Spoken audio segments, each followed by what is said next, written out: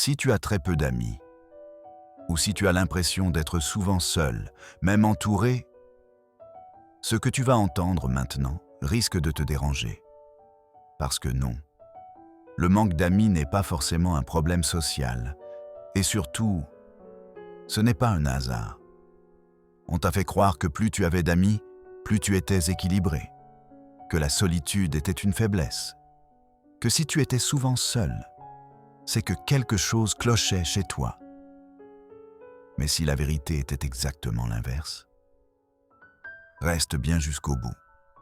Parce que ce que tu vis aujourd'hui parle de ton histoire, pas de ta valeur. Il y a des gens très entourés qui se sentent profondément seuls. Et il y a des gens très seuls qui sont en réalité en reconstruction. Le problème, ce n'est pas le manque d'amis. Le problème, c'est ce que ce manque révèle et que presque personne ne comprend. Aujourd'hui, on va parler de solitude, de maturité émotionnelle, de blessures invisibles et de pourquoi certaines personnes ne peuvent pas se lier superficiellement. Si cette vidéo te touche, ce n'est pas par hasard. C'est parce qu'elle parle d'un niveau de conscience que peu de gens atteignent. On vit dans une société qui confond quantité et qualité, présence et connexion réelle. Avoir beaucoup d'amis aujourd'hui signifie souvent beaucoup de conversations vides, beaucoup de liens superficiels, beaucoup de relations basées sur l'image, pas sur l'authenticité. Mais certaines personnes ne savent pas faire semblant. Elles ne savent pas rire quand ça ne résonne pas, parler pour parler, se forcer à appartenir. Alors elles s'éloignent. Pas par arrogance, par fidélité à elles-mêmes. Et ça, peu de gens le comprennent. Le manque d'amis révèle souvent une chose essentielle. Tu as appris très tôt à te débrouiller seul. Pas parce que tu l'as voulu, mais parce que tu n'as pas toujours pu compter sur quelqu'un.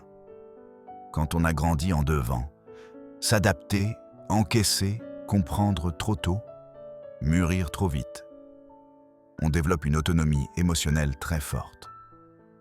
Et plus tard, à l'âge adulte, on ne supporte plus les relations bancales, les jeux psychologiques, les liens intéressés. Résultat, tu préfères peu de relations vraies plutôt que beaucoup de relations fausses. Et ça, ce n'est pas une faiblesse. C'est une conséquence. Il y a une chose capitale que personne ne dit. La solitude est parfois un passage obligé. Quand tu évolues intérieurement, tes anciennes relations ne te correspondent plus. Ton ancien environnement devient étroit. Les conversations d'avant sonnent creux. Alors tu te retrouves entre deux mondes. Tu n'es plus celui que tu étais, mais pas encore entouré de ceux qui te ressemblent. Et cette phase, elle fait peur. Parce qu'on se demande, et si je restais comme ça toute ma vie? Mais non, ce n'est pas une fin. C'est un sas de transformation. Les personnes qui ont peu d'amis ont souvent une grande capacité d'introspection, une forte intelligence émotionnelle, une sensibilité fine, une exigence relationnelle élevée. Elles ne veulent pas être entourées. Elles veulent être comprises. Et la compréhension réelle est rare. Ce type de personne ne multiplie pas les relations. Elle attend que les bonnes arrivent. Et parfois, ça prend du temps. Arrête de te dire « je suis bizarre, je suis asocial, il y a un problème chez moi ». Pose-toi plutôt cette question. Est-ce que je suis seul? Ou simplement en train de trier? Parce que la vérité, c'est que certaines personnes attirent la foule. D'autres attirent de la profondeur. Et les deux ne jouent pas dans la même catégorie. Il y a une chose que peu de gens acceptent d'entendre. Quand tu as peu d'amis, tu es obligé de te retrouver face à toi-même. Sans distraction, sans bruit, sans validation extérieure permanente. Et ça, beaucoup de personnes ne le supportent pas. Parce que le silence fait remonter les doutes, les blessures, les questions qu'on a toujours repoussées. Certaines personnes remplissent leur vie de relations non pas par amour des autres, mais pour éviter de se confronter à elles-mêmes. Toi, tu n'as pas eu ce luxe-là. Et ce n'est pas confortable. Mais c'est formateur. Quand on a été déçu, incompris, abandonné ou minimisé émotionnellement, on développe un mécanisme très précis. On observe avant de s'attacher. Tu ne donnes pas ta confiance rapidement. Tu ne te livres pas à la légère. Tu écoutes, tu ressens, tu analyses. Et très souvent, tu te rends compte que la personne ne te comprend pas vraiment. La relation reste en surface. L'échange n'est pas équilibré. Alors tu prends de la distance.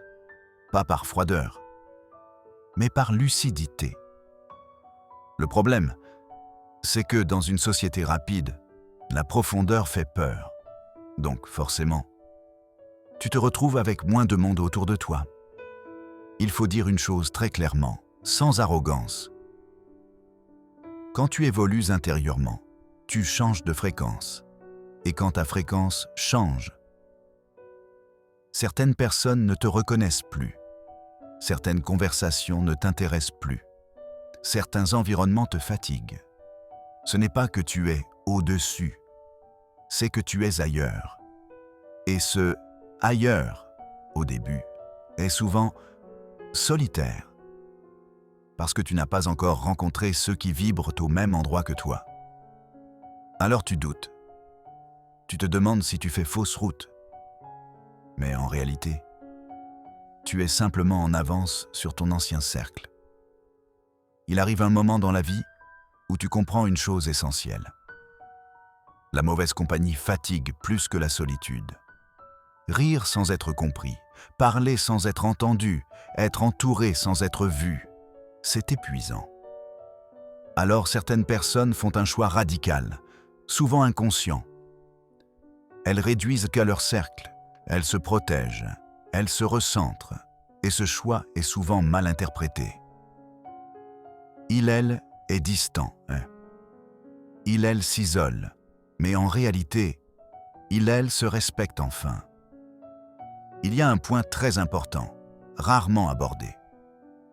Avoir peu d'amis, c'est parfois aussi refuser de jouer un rôle. Certaines relations exigent de lisser ta personnalité, de cacher ta sensibilité, de minimiser ta profondeur. Et à force, tu te perds. Alors inconsciemment, tu choisis l'authenticité plutôt que l'appartenance. Même si ça coûte. Moins d'invitations, moins de messages, plus de silence, mais plus de cohérence intérieure.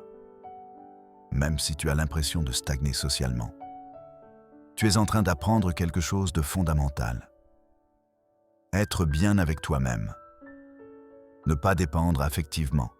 Ne pas mendier l'attention. Ne pas forcer les liens. Et ça, c'est une base extrêmement solide pour la suite. Parce que les relations qui viendront plus tard seront choisies, pas subies. Il y a une sensation que connaissent très bien les personnes qui ont peu d'amis. Ce sentiment d'être légèrement décalé. Comme si tu étais présent physiquement, mais ailleurs intérieurement. Tu écoutes les discussions. Tu participes parfois. Mais au fond, tu ne te sens pas vraiment là. Parce que ce qui se dit te semble superficiel, te paraît répétitif, ne nourrit rien en toi. Alors tu te tais, tu observes, tu te retires un peu. Et ce retrait n'est pas de la timidité. C'est une sélectivité intérieure. Il y a un mythe dangereux. Si tu étais normal, tu aurais plus d'amis. La réalité est presque l'inverse. Les personnes qui pensent beaucoup, ressentent fort, analysent, ne se reconnaissent pas rapidement. Elles ont besoin de temps. Elles ont besoin de confiance. Elles ont besoin de sécurité émotionnelle. Et comme peu de relations offrent cela aujourd'hui, elle reste longtemps seule, jusqu'à ce qu'une vraie connexion arrive. Pas 10, pas 20, une ou deux, mais authentique. On parle rarement de ça. Mais parfois, avoir peu d'amis n'est pas un manque. C'est une barrière. Une barrière construite après. Des trahisons, des incompréhensions, des moments où tu as trop donné. Alors ton système intérieur apprend. Je fais attention maintenant. Tu ne fermes pas ton cœur. Tu le filtres. Et ça réduit naturellement le nombre de personnes qui entrent dans ta vie. On a peut-être déjà dit de toi que tu es réservé, que tu es discret, qu'on ne sait pas trop ce que tu penses. Mais la vérité, c'est souvent celle-ci. Tu ne donnes pas accès à tout le monde. Parce que tu as compris une chose essentielle. Tout le monde n'a pas la maturité émotionnelle pour recevoir ce que tu es vraiment. Alors tu montres peu. Mais ce que tu montres est vrai. Il faut être honnête. Refuser les relations superficielles a un coût. Le coût du silence, le coût de certains week-ends vides, le coût des moments où tu te demandes si tu fais le bon choix. Mais il y a aussi un autre coût, moins visible, celui de se trahir pour ne pas être seul. Et ça, tu l'as refusé. Même sans le formuler clairement, tu as choisi l'intégrité intérieure. Les personnes comme toi ne construisent carrément pas leur vie relationnelle tôt. Elles la construisent juste, souvent plus tard, souvent après des phases de solitude, souvent après une reconstruction intérieure. Mais quand les relations arrivent, elles sont stables, elles sont conscientes, elles sont profondes, parce qu'elles ne reposent pas sur le besoin, mais sur le choix. Il y a un moment clé, souvent silencieux, un moment où tu réalises « Je ne suis pas cassé, je ne suis pas anormal, je ne suis pas en retard. Je suis juste en train de vivre quelque chose que peu de gens vivent consciemment. » Et cette prise de conscience change tout.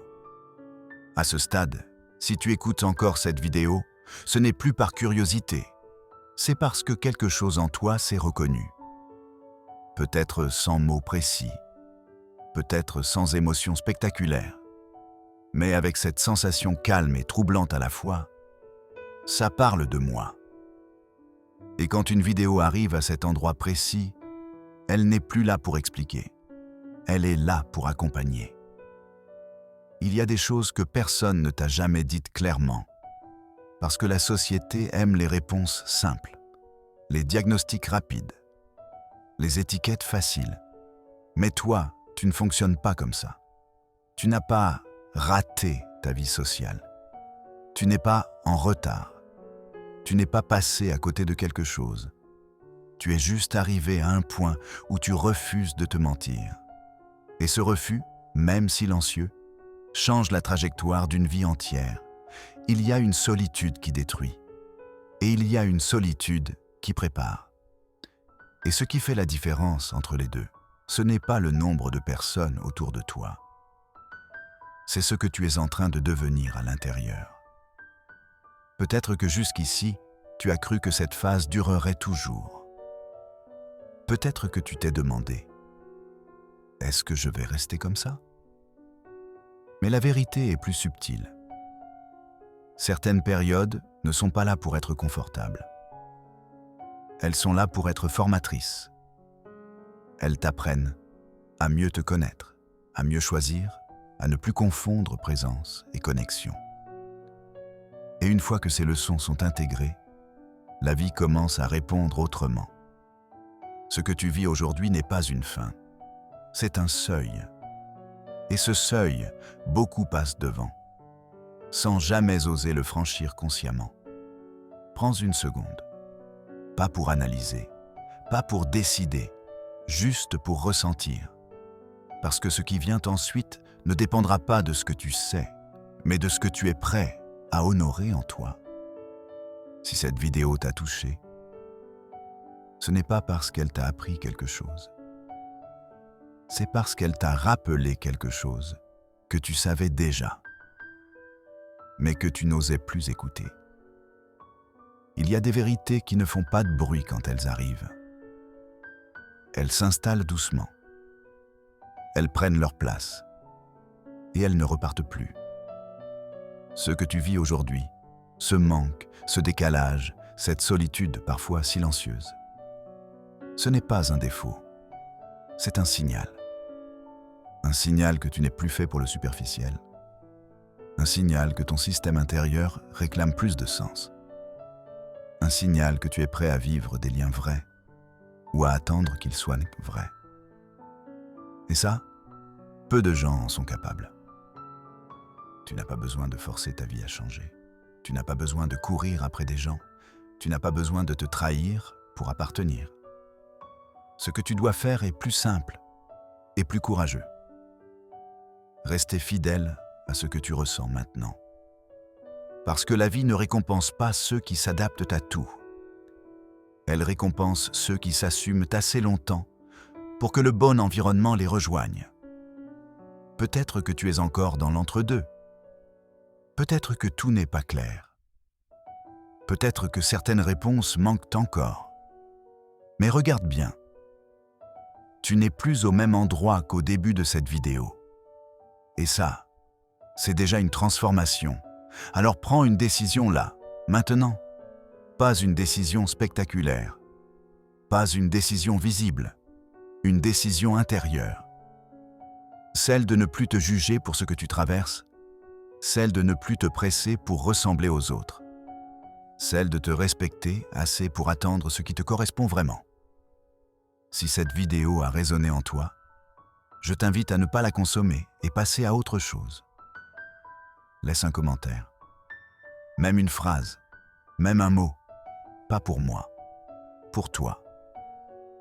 Parce que mettre des mots, c'est déjà sortir de l'isolement intérieur. Et si tu veux continuer ce chemin, si tu veux des vidéos qui ne flattent pas, mais qui réveillent, alors abonne-toi. Ici, on ne parle pas pour faire du bruit. On parle pour faire sens. Prends soin de toi. Et surtout, ne doute jamais de ce que tu ressens profondément.